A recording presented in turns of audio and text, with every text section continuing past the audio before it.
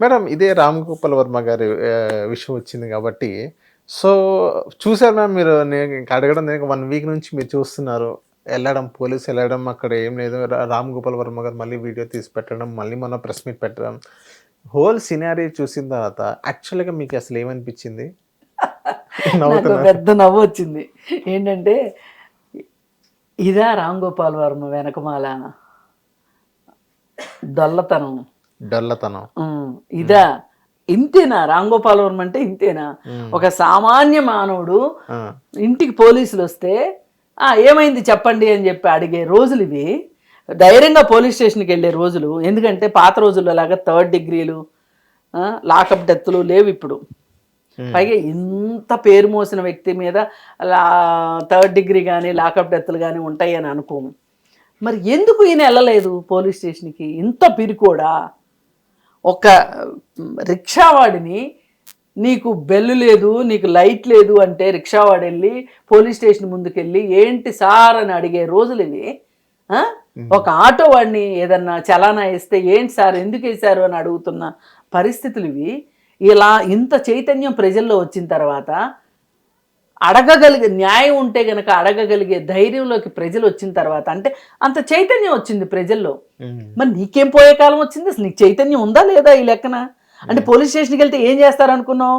నీ సినిమాలో చూపించినట్టు రోకల్ బండ్లు పెట్టి కొట్టడము, లేదు అనుకుంటే కాళ్ళ కింద కర్రలు పెట్టి కొట్టడము, పైకి కిందకి ఏలాడదీయటము, లేదు అనుకుంటే సంచిలో ఎలుకలేసి మొహానికి కట్టడం, ఇవన్నీ చేస్తారనుకుంటున్నావు నువ్వు ఈరోజు?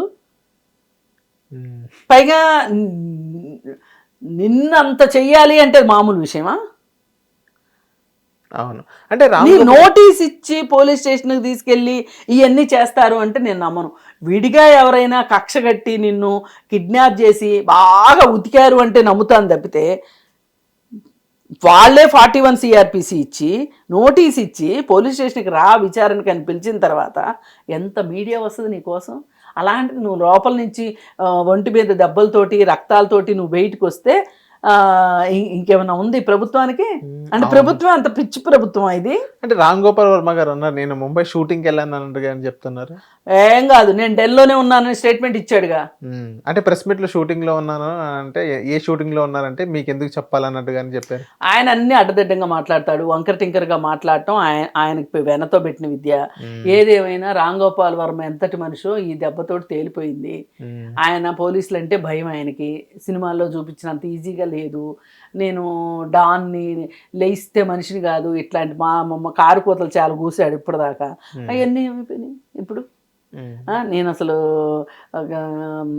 అండర్ వరల్డ్ డాన్ లాంటి వాడిని, దావూద్ ఇబ్రహీం నా చిటికిన వేలు పట్టుకుని తిరుగుతాడు, లేకపోతే బాల్ దాకరే అది ఇది ఎనియో చెప్తాడు. మరి ఇంత చెప్పిన వాడు ఒక్క 41 CRPC నోటీస్ ఇస్తే వచ్చి పోలీసు స్టేషన్కి వెళ్ళి ఆయన ఏమనుకుంటున్నాడు, ఆయన ఎక్స్ప్లెనేషన్, ఆయన వివరణ ఇచ్చుకోవటానికి భయపడ్డాడు అంటేనే ఇక రామ్ గోపాల్ వర్మ తలకిందులుగా తపస్సు చేసిన ఏ సినిమా తీసినా జనాలు చూడరు. ఇప్పటికే ఆయన సినిమాలు చూడడం మానేశారు, ఇప్పటికి కూడా చూడరు. మేడం వర్మ గారు వెనక జగన్మోహన్ రెడ్డి గారు ఉన్నారా? ఆయన కాక ఇంకెవరు ఉంటారు? కాకపోతే మొన్న ఒక స్టేట్మెంట్ ఇచ్చాడు, విచిత్రమైన స్టేట్మెంట్. జగన్మోహన్ రెడ్డి మామూలుగా ఆయన ఏమంటారు అలవాటు ప్రకారం ఒక స్టేట్మెంట్ ఇచ్చాడు. భూ సినిమాలు తీసుకునే వర్మతో మా పార్టీకి ఏంటి సంబంధం అన్నాడు. కానీ మరి అతనితోనే వ్యూహం సినిమా తీయించుకున్నాడు, అతనితోనే తన కథనే హీరోగా పెట్టి సినిమా తీయించుకున్నాడు. అంటే అద్భుత సినిమానా? అందుకని సరిపోయారు దొందు జోగి రాసుకున్నారు, బాగా బూడిద రాలింది ఇక్కడ. ఇప్పుడు ఏది ఏమైనప్పటికీ కూడా రామ్ గోపాల్ వర్మ నిజస్వరూపం, ఆయన అంతరంగం ఇవాళ ప్రపంచానికి అర్థమైంది.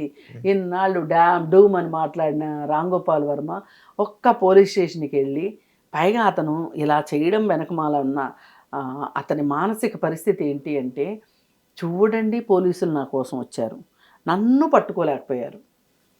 ఓకే, సాడిస్టిక్ ప్లెజర్ అనమాట. ఒక మెనిప్యులేటివ్ మెంటాలిటీ అతనిది. ఆ మెనిప్యులేటివ్ మెంటాలిటీ అతనే అప్పుడప్పుడు చెప్పేసుకుంటుంటాడు. ఏంటంటే అక్కినేని వెంకట గారి దగ్గరికి వెళ్ళి నాగార్జున గారి స్క్రిప్ట్ ఓకే చేశారని చెప్పటం, నాగార్జున గారి దగ్గరికి వెళ్ళి వెంకట గారి స్క్రిప్ట్ ఓకే చేశారని చెప్పటం. సరే మా బ్రదర్ ఓకే చేశాడు కదా, నేను ఓకే చేద్దాం, మా బ్రదర్ ఓకే చేశాడు కాబట్టి నేను ఓకే చేద్దాం అని చెప్పి ఇద్దరు కలిసి ఓకే చేశారు. ఇంత చేసి ఈ సంగతి రామ్ గోపాల్ వర్మ చెప్పేదాకా వాళ్ళిద్దరికి కూడా అర్థం కాల. ఇలాంటి పనులు చేస్తాడు రామ్ గోపాల్ వర్మ. ఇలాంటి పనులు చేసేవాడికి ధైర్యమా ఏమన్నానా ఏమీ లేదు, ఒట్టి డొల్ల. చెప్పాను కదా, డొల్ల అంతే. ఆయన డొల్లతనం మొత్తం బయటపడిపోయింది ఈ దెబ్బతోటి. ఇంకా ఆయన జీవిత కాలంలో ఇంకొకసారి రామ్ గోపాల్ వర్మ స్ట్రేచర్ని అతను నిర్మించుకోలేడు, అంతటి అధపాతాళానికి పడిపోయాడు. హిట్ టీవీ యాప్ ని డౌన్లోడ్ చేసుకోండి. ఇందులో short news, live news, entertainment movies అన్ని అవైలబుల్ గా ఉన్నాయి. Please download Hit TV app. Hit TV app. Hit TV యాప్ని ఫ్రీగా డౌన్లోడ్ చేసుకోండి.